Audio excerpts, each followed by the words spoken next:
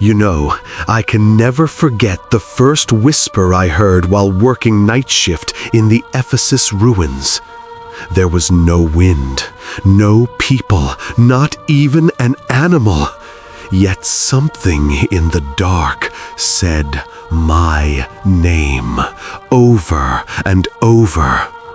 It felt like an ancient presence from a very ancient place, something that had been waiting in silence for 1,000 years and finally noticed me.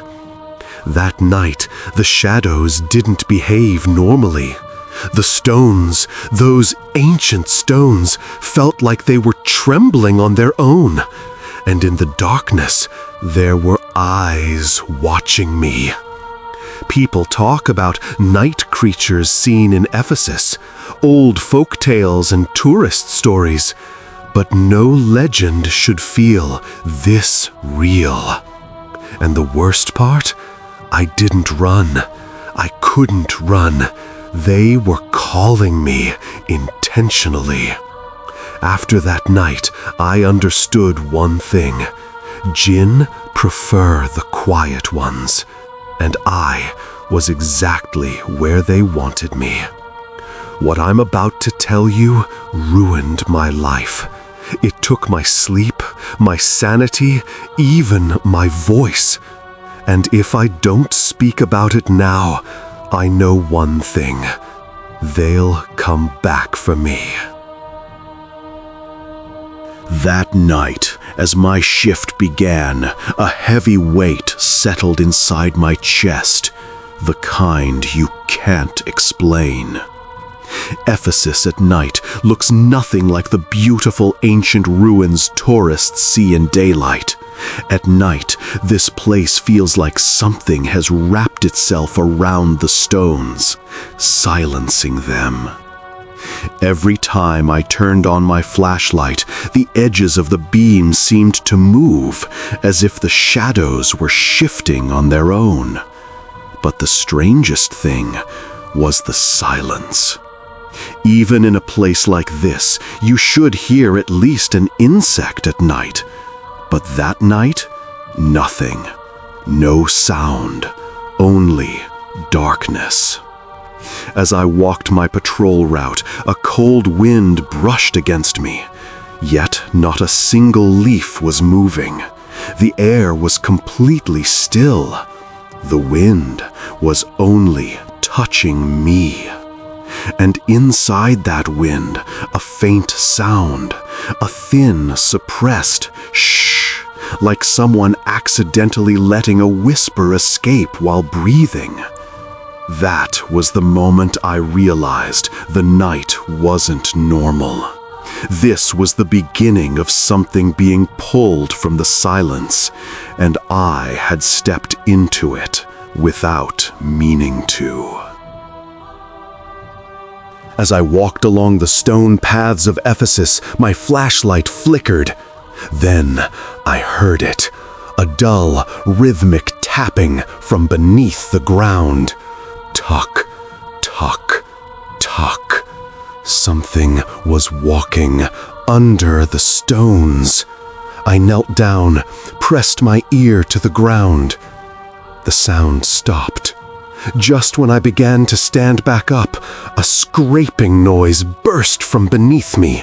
Something with nails was clawing its way upward, scratching, scraping, digging, but not randomly, as if trying to reach me. "Who's there?" I said, though my voice trembled. No answer. It continued a few more seconds. Then it suddenly went silent. And then, from beneath the stone, someone whispered, "Arrived." I stumbled backward, slipping backward, breath knocked out of me.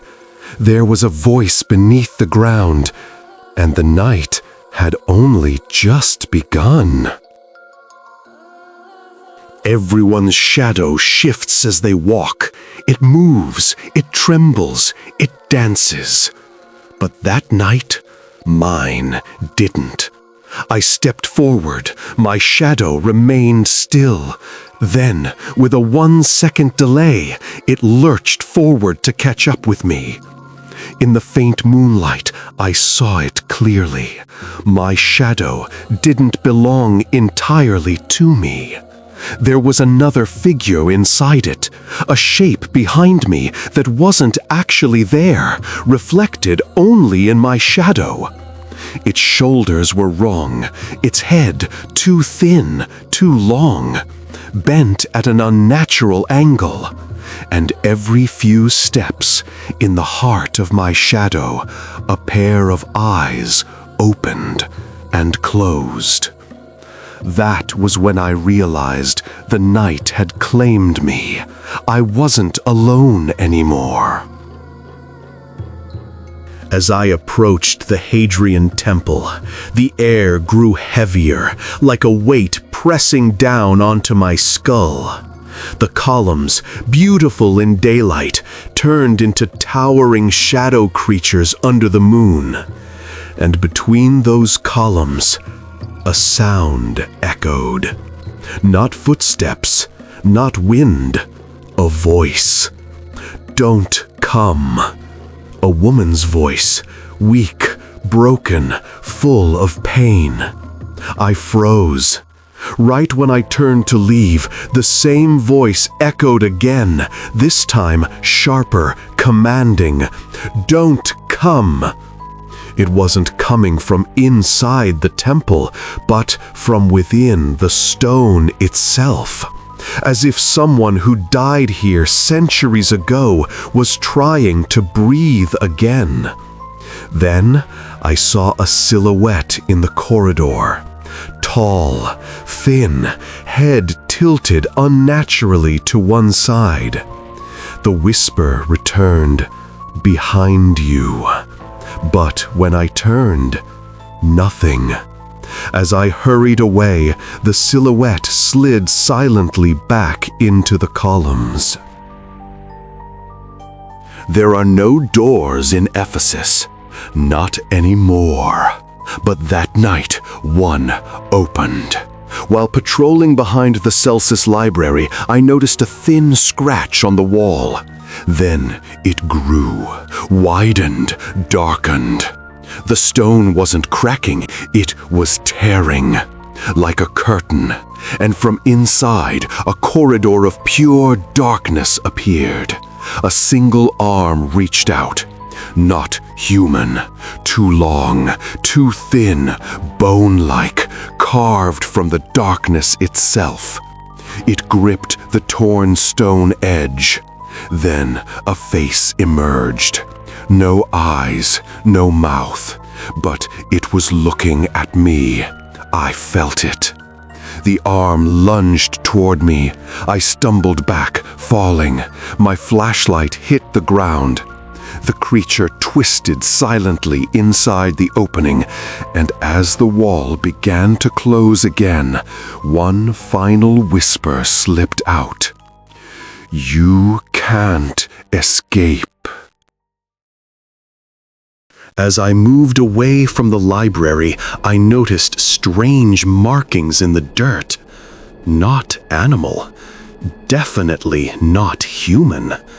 3 elongated toes, deep impressions, forming a zigzag path, appearing and disappearing at impossible intervals. Something invisible had been walking. I followed the trail. It stopped by a column.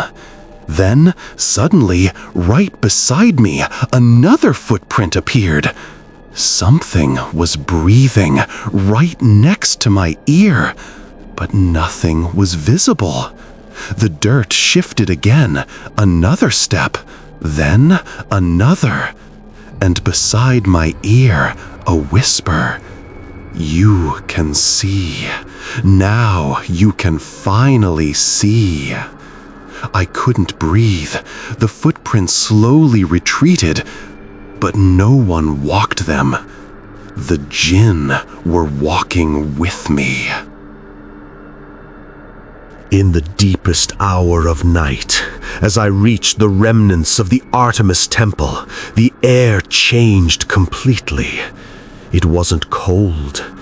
It was dead, as if the air itself had stopped living. Standing in the center of the ruins, my flashlight went out. Darkness thickened, settling onto me like a living creature. Then, a face emerged. Not from anywhere, not by movement. It carved itself out of the darkness, leaning toward me, sniffing me. Its jaw cracked, its breath rattled, not human in any way. The Djinn had finally shown me their true form, and for me, that face was the night. Eyes made of darkness, mouth non-existent, yet somehow smiling, neck absent, just stretching endlessly into shadow. The dark face leaned closer and whispered, "You are no longer the guardian here. You belong to us." And the darkness collapsed onto me.